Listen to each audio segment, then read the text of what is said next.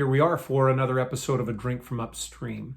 So I've been doing a lot of book reviews the last number of weeks, and I want to do, it's not a book review, but there's an idea in this book that I've been reading in preparation for what I think will be our, where I'll be preaching in the fall. So I've been thinking about doing some Old Testament narrative preaching, possibly the book of Joshua. So wanting to sharpen up my skills on preaching narrative text as well as Old Testament narrative. And so I picked up a book called The Art of Preaching Old Testament Narrative. It's a great book for those preacher types. I would recommend it. But in the context of this book, the author, Stephen Mathewson, he gives us the idea that the narrator in a story has the ability to, he knows things that the people in the story don't necessarily know, and the narrator reveals things to the reader that often the people in the story in the moment that they're living that don't know. So for instance, he uses Genesis 22 as an example where this is the account where God tells Abraham to take his son, his only son, his dearly loved son, and sacrifice him up on Mount Moriah. And so for us, that's like a shocking thing, except we have the narrator's perspective.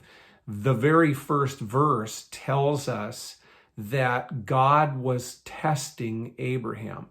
So there was never going to be the sacrifice of an actual son, an actual human being. That wasn't the intent, but God was testing Abraham to see his resolve and his devotion to God above and beyond anything else, including that which was the most dear to him on earth.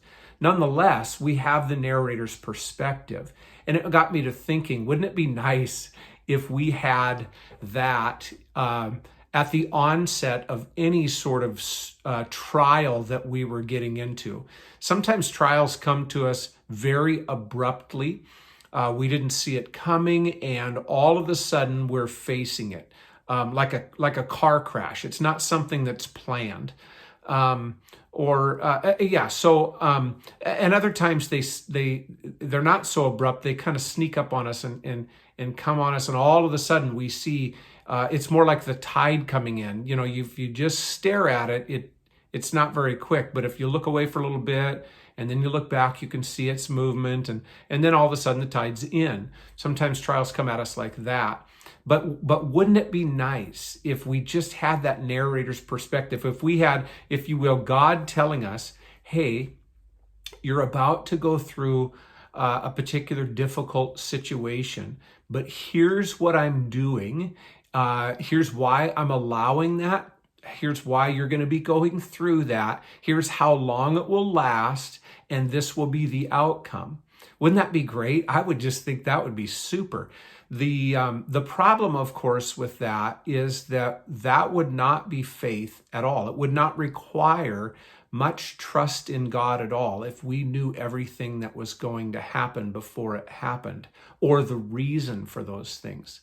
So my encouragement to you today is you do not have the narrator's perspective on most things in life, except you do have this overarching promise that God the Father is sovereign and he is good. Both of those things are super important to remember. He is sovereign and he is good, and he is working out his good plan throughout all of the earth and in your life.